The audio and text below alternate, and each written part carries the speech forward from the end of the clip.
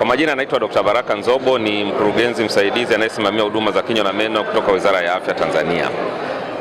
Changamoto ya kinywa na meno, magonjwa ya kinywa na meno katika nchi yetu bado ni kubwa, kwa sababu kwa utafiti ambao tuliufanya mwaka 2020 ambao bado tunaendelea kuutumia mpaka sasa, changamoto ya kuoza kwa meno ni changamoto kubwa sana. Asilimia 76.5 ya Watanzania watu wazima wameoza meno, asilimia 31.1 ya watoto ndani ya nchi yetu ya Tanzania wameoza meno. Lakini ukija kwenye upande wa magonjwa ya fizi, asilimia 68 ya watu wazima wana changamoto ya ugonjwa wa fizi, asilimia 57 ya watoto wana magonjwa ya fizi. Lakini pia Watanzania hawako salama kwenye mpangilio mbaya wa meno. Tunaposema mpangilio mbaya wa meno, ukicheka au ukitabasamu, tunataka meno yako yaonekane yamejipanga vizuri, lakini asilimia 61 ya Watanzania wana meno yaliyojipanga vibaya. Kwa hiyo unaona kabisa kwamba changamoto ya magonjwa ya kinywa na meno ndani ya nchi yetu ipo kubwa. Sasa kwa nini watu wanaoza meno? Kuoza kwa meno kunachangiwa na sababu nyingi, ikiwemo utumiaji wa vyakula vyenye sukari mara kwa mara bila kuzingatia misingi ya usafi wa kinywa. Tunaposema misingi ya usafi wa kinywa, ni kwanza kutumia miswaki iliyo bora, miswaki ambayo ina brush mbele yake na nyuma ina vinundu au mikunjokunjo kwa ajili ya kusafishia ulimi, na ile brush kwa ajili ya kusafishia meno. Lakini matumizi ya dawa ya meno yenye viwango sahihi vya fluoride ndani ya zile dawa. Katika nchi yetu, na kama ilivyopitishwa na Shirika la Afya Ulimwenguni, watu wote wenye umri kuanzia miaka 6 na kuendelea mpaka miaka 100, kama mtu utafikisha miaka 100, unatakiwa utumie dawa ya meno yenye madini ya fluoride yenye kiwango cha 1450 mpaka 1500.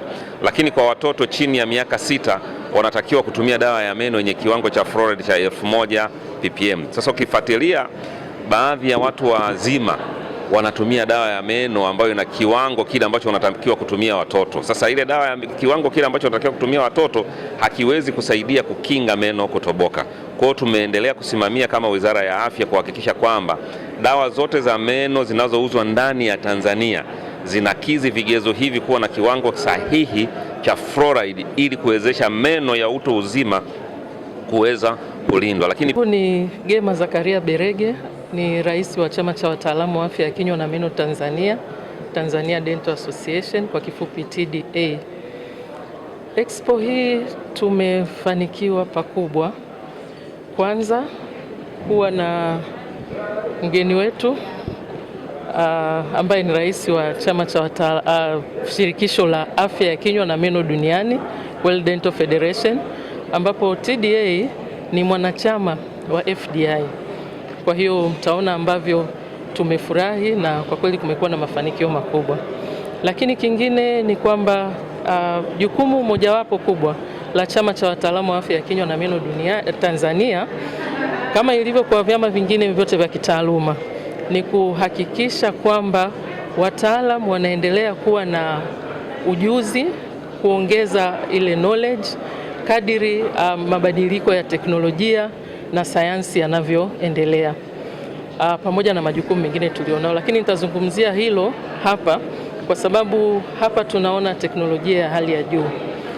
Sisi kama chama cha wataalamu wa afya ya kinywa na meno Tanzania tuna jukumu la kuhakikisha kwamba wataalamu wanaongeza ujuzi kutokana na wakati wote, ili waweze kutoa huduma sahihi kwa wananchi bila kuleta madhara, lakini bila kuwakosesha wananchi haki ya kupata huduma ambazo ni za kisasa na katika ubora ulio hali ya juu kama ambavyo serikali inasisitiza.